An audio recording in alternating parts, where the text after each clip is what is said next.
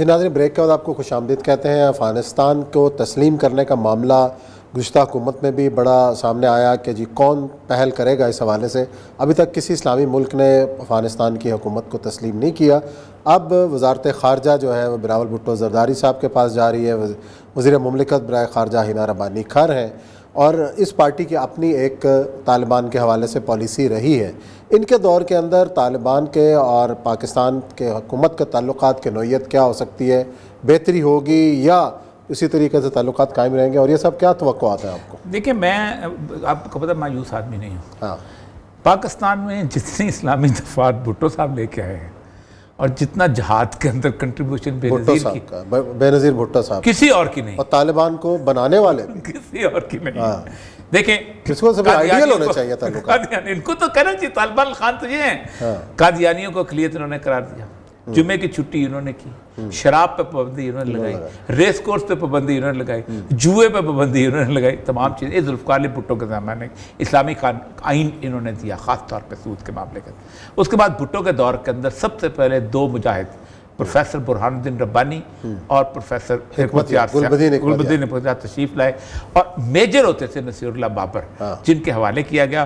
کل ہمارے شو میں انشاءاللہ آئیں گے، وہ ریکارڈ ہم نے کہا ہے، میجر آفتاب صاحب تو کہتے کہ جب وہ آئے تھے نا 79 میں سیدھا چلا گیا تھا اپنی اور بیوی کے زیورات میں 2 گھڑیاں لے کے کہ ان دونوں کو تحفے میں دی جائیں۔ اتنی ڈیڈیکیشن تھی۔ یہ بھٹو کے دور کی بات کر رہا ہوں۔ پھر اس کے بعد افغانستان میں باقی ساری چیزیں چلتی ہیں۔ پھر بے نظیر کے زمانے کے اندر 96 میں طالبان بنے، اور طالبان کو اس وقت پتہ کسی کیوں نہیں چلا تھا کہ کیسے بنے، کیا ہوا۔ مجھے یاد اچھی طرح کہ وہ دونوں بیچارے خالد خواجہ اور ان کے ساتھ ایک اور ہوتے تھے کرنل امام جو تھے چکوال کے تھے، تو یہ وہاں گئے تھے اور انہوں نے جہاں سے حیران ہو گئے کہ کیا ہوا۔ ہم جو بڑی میٹنگیں ہوتی تھیں اس میں کہتے ہیں کہ طالبان کا فنامنا کیا ہے، کسی کو سمجھ نہیں آتا، خود افغانوں کی سمجھ میں نہیں آتا کہ اتنے لڑاکے افغان اکٹھے کیسے ہو گئے۔ تو بے نظیر نے پھر اس کے بعد نصیر اللہ بابر کو لگایا تھا کہ آپ ان کے ساتھ آپ ان ٹچ ہیں۔ تو نصیر اللہ بابر کہتا ہے کہ یہ ہمارے بچے ہیں۔ اچھا، کہتے طالبان نے امن قائم کیا، اور بے نظیر اس کو اون کرتی تھی اس کو کہ یہ ہم نے وہاں پر ایک امن کی صورتحال قائم کر لی۔ لیکن اس کے بعد پھر آپ کو پتہ ہی ہے کہ نواز شریف کی گورنمنٹ آئی۔ نواز شریف کی گورنمنٹ میں ہمیشہ الٹ ہوا ہے۔ بل کلنٹن نے اسی کے زمانے کے اندر اسامہ بن لادن کو وہ فائر کیا، آپ کو یاد ہوگا جو میزائل گرے تھے خاران کے اندر۔ بلاول ان کا سٹینس ایک اور طرح کا ہے، باقی سٹینس اور۔ میں ایک بات دیکھیے، نفسیات ہے ان کی اپنا پیپل پارٹی کی، کہ یہ ان کو لوگ کہتے ہیں سیکولرز ہیں، لبرلز ہیں، یہ، اور یہ مذہب کے بارے میں بڑے محتاط ہو جاتے ہیں کہ کہیں سیدھا سیدھا لیبل لگ جائے کفر کا ہمارے اوپر، اس سے بڑا محتاط چلتے ہیں۔ جبکہ دوسرے جو اللہ کے بہت نزدیک ہوتے ہیں، اچھا، ان کے 4 مولوی سائڈ پہ کھڑے ہوتے ہیں، جو وہ سمجھتے ہیں ہم جو کہہ دیں گے چلتا رہے گا، اس لیے وہ جو چاہے کر دے گا، کیونکہ جتنا عفان قاصد کو نقصان انہوں نے پہنچایا ہے۔ قاضی سعید احمد سے کبھی دکھ بڑی کہانیاں سنتے تو بڑی تکلیف ہوتی تھی، نواز شریف صاحب نے جتنا نقصان پایا، جتنا زین نورانی صاحب اس زمانے میں نقصان پایا، جنیجا وغیرہ نے۔ لیکن اس سب کے باوجود افغانستان کی پالیسی کو پاکستان کے ہاں وہ لیوک وارم پالیسی امریکنز رکھنا چاہتے ہیں کہ افغانستان ایک ایسا ملک رہے جو کہ ایک جسے کہتے ہیں سبسیڈری سی ہوئے پاکستان کی، ہم جب چاہیں پاکستان کے ساتھ ان کے ساتھ ملا کے کریں۔ امریکہ کو سب سے بڑی ناکامی 3 وجہ سے ہوئی ہے، جس کی وجہ سے میں چاہتا ہوں کہ یہ اس کو پھونک کے قدم رکھنا چاہیے۔ میں آپ کو ایک بات بتاؤں، عمران خان صاحب نے جس وقت طالبان ابھی نہیں آئے تھے، ایک بہت بڑی میٹنگ ہوئی تھی جس میں تمام سیکورٹی ایجنسیز بیٹھی ہوئی تھی، ہماری فوج بھی بیٹھی ہوئی تھی، ہمارے ایسے والے بیٹھے ہوئے تھے، باقی لوگ بیٹھے۔ آپ کو پتہ ہے کس بات پہ ڈسکشن ہو رہی تھی؟ کہ آپ دیکھیں کچھ عرصے کے بعد یہ طالبان کابل نہیں آ سکیں گے، کیونکہ یہ کنسنسس ہوا تھا، کیونکہ طالبان میں وہاں انٹرنل ہوتے، وہاں 3 لاکھ فوج پڑی ہے، پھر اکوپمنٹ ہے، پھر یہ ہے، پھر لاجسٹک سپورٹ ہے، اور وہاں پر جب لڑائی شروع ہوگی تو کچھ لوگ کابل کے جہاں بھاگ کے آئیں گے اور کچھ طالبان جہاں پر بھاگ کے آئیں گے۔ اور چونکہ امریکہ چلا گیا ہوا ہے تو آپس میں جب پشتونوں کی لڑائی شروع ہوگی تو کم از کم ایریا آئیڈینٹیفائی کرو، کم از کم 10 لاکھ مہاجر تو آئے۔ تو ایریا آئیڈینٹیفائی ہوئے تھے کہ وہ یہ ہماری حالت ہے افغانوں کے بارے میں جاننے کی۔ دوسرا یہ تھا کہ یہ فوج جو ہے وہ کر رہی، تو ہمارے تعلقات کس طرف ہوں گے، تو ان کا تھا بھی خاموش رہیں، جو ان میں سے جیتے گا اس کو دیکھا جائے۔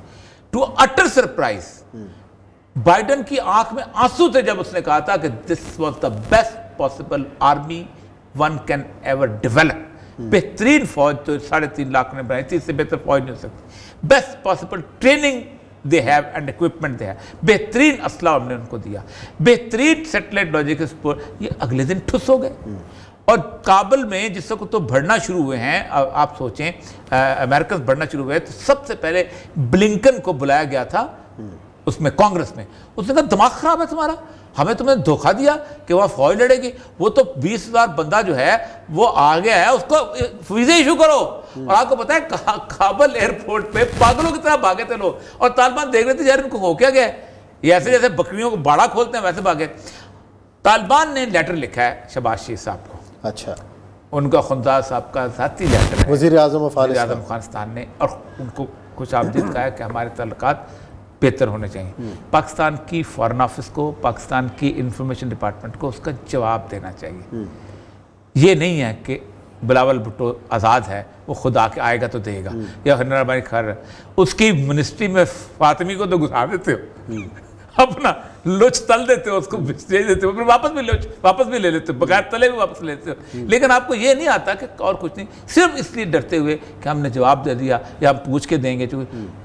افغانستان کے بارے میں کل ملا عمر کے بیٹے نے کہا ہے کہ ہمیں پاکستان کی اپنے باپ کی وصیت کی شرم آتی ہے، ہم کچھ بات نہیں کرنا چاہتے پاکستان کے بارے میں. یہ کتنی بڑی بات ہے. چلیں جی، اللہ تعالیٰ خیر رکھے اور تعلقات جو ہیں وہ ہمیشہ کی. امریکہ کو سب سے بڑی ناکامی 3 وجہ سے ہوئی ہے، جس کی وجہ سے میں چاہتا ہوں کہ یہ اس کو پھونک کے قدم رکھنا چاہیے.